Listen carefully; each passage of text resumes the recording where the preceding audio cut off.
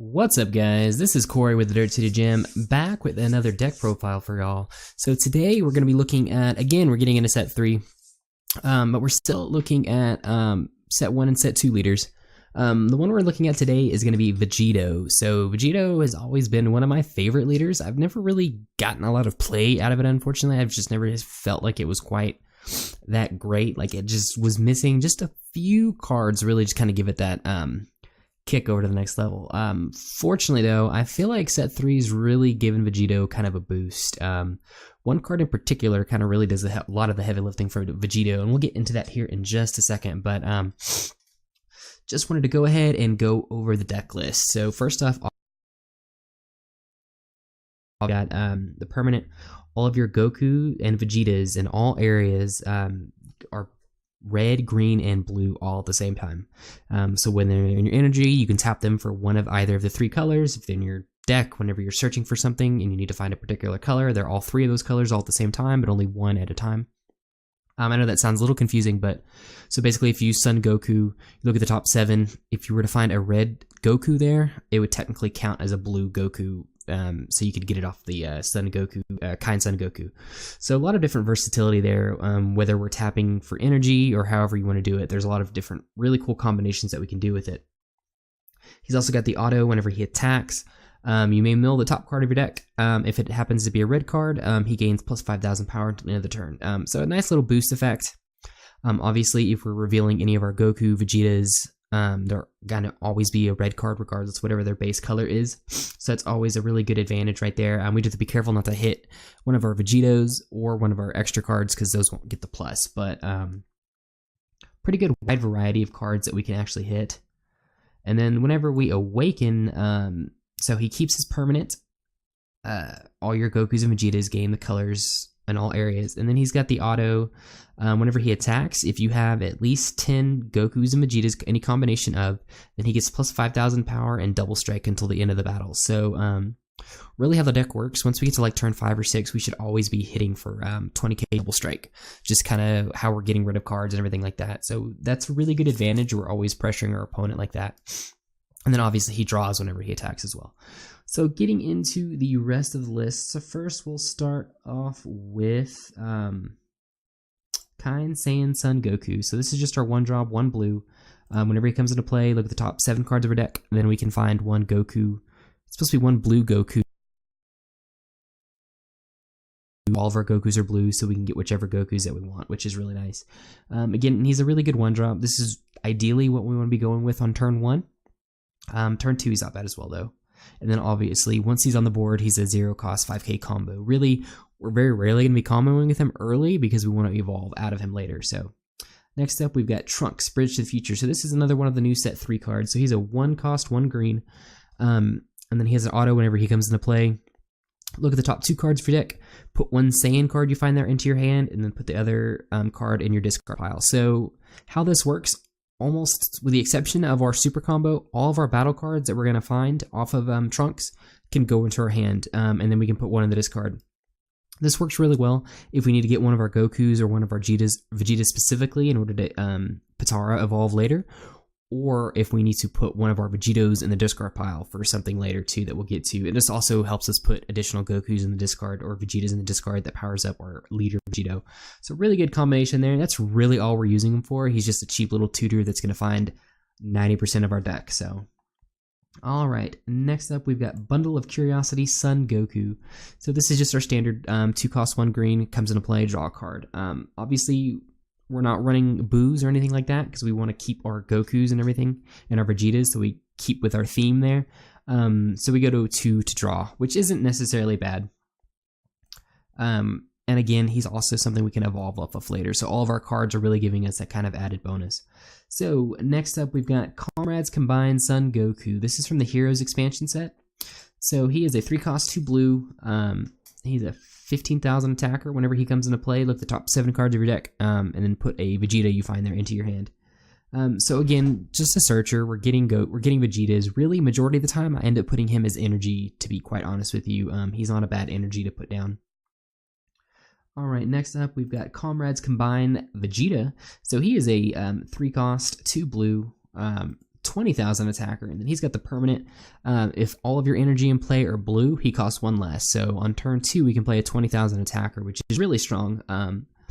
Obviously, all of our Gokus and Vegetas are always going to be blue, so we don't have to worry about that. You do have to be a little bit careful kind of late game, putting Vegetos or an extra card in the drop or in the energy area, because if that messes with that color arrangement and one of them isn't a blue, then you have to pay the full 3 cost in order to get Vegeta out to come into play. So something to definitely pay attention to.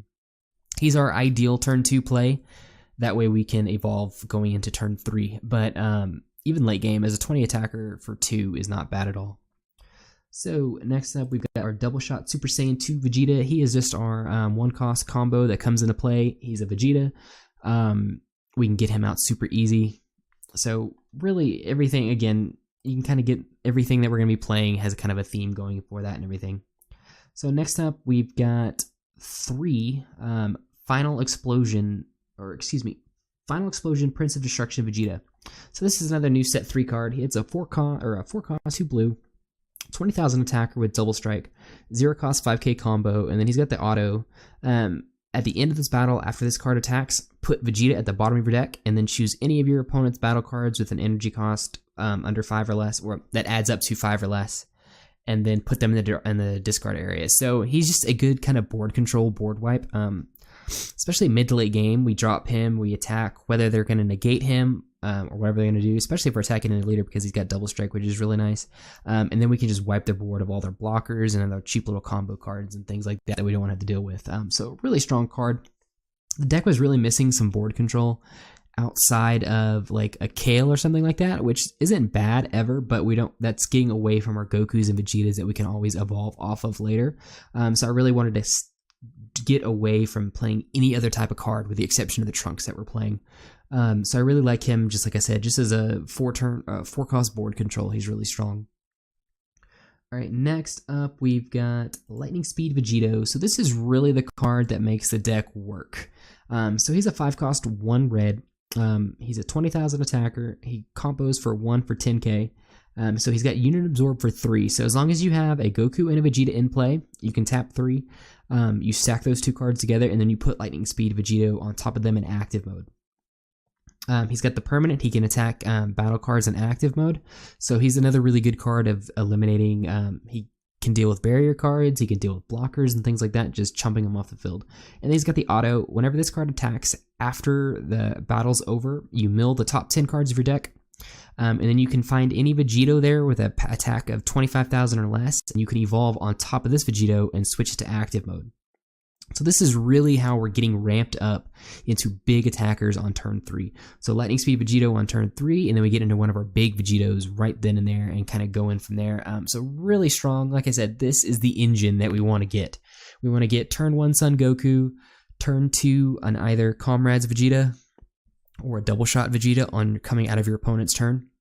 So on turn 3, you can attack with all those guys, then tap your energy, stack them together, switch them to active, and then put Lightning Speed Vegito, attack with a Vegito, and then mill your top 10, and hopefully you're going to be able to get one of our really good Vegitos. So going into that, we've got 2 options with our Vegitos. So we've got, first off, we've got Repeated Force Vegito. So he's a 7-drop, 1 red. He's got Union Potara for 5, so same kind of thing. As long as we have a Vegeta and a Goku in play, we can tap 5 energy, put them on top of each other, and then put him into play and active. He has triple strike, which is great. And then he's got the auto. Whenever he attacks, he gains plus 5,000 power for all the Vegetas and Gokus in your discard area. So again, working kind of with the whole theme of the deck, everything's a Vegeta and a Goku.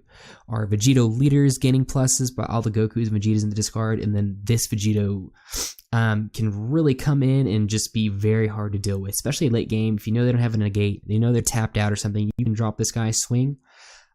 You can get up to a 50k just off of the Gokus and Vegetas in your discard, which is super strong.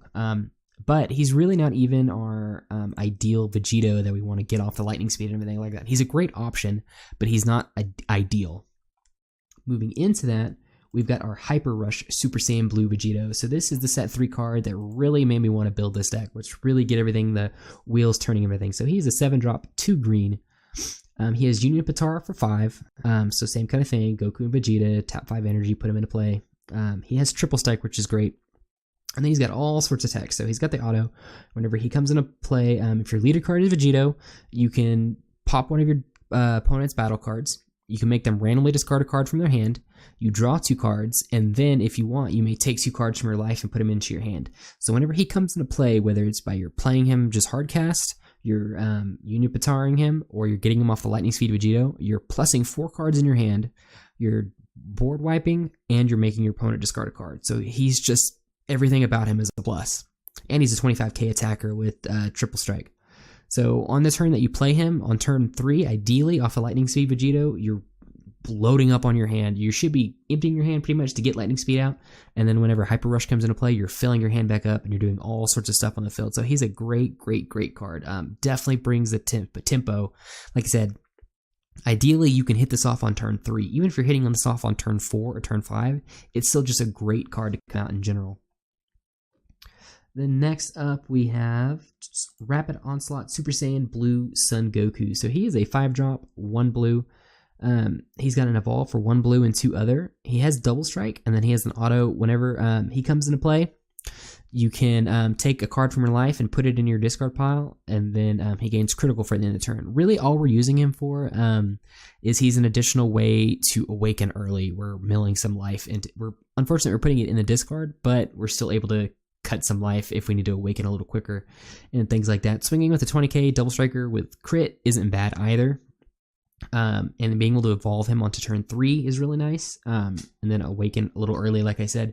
But really, majority of what he's doing for us is just helping us awake early. And then he kind of fills that being another Goku as well. And then finally, for our last battle card, we've got Ultimate Force Super Saiyan Blue Vegito. So the ultimate card from set 2. He is a 10 cost, 3 blue. He has 40,000 attack, and he combos for 1 for 10k. He has Union Patara for 5 red, and then you can put him on top of a Goku and a Vegeta.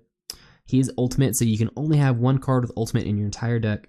He has triple strike and triple attack, so he attacks 3 times for triple strike every single time.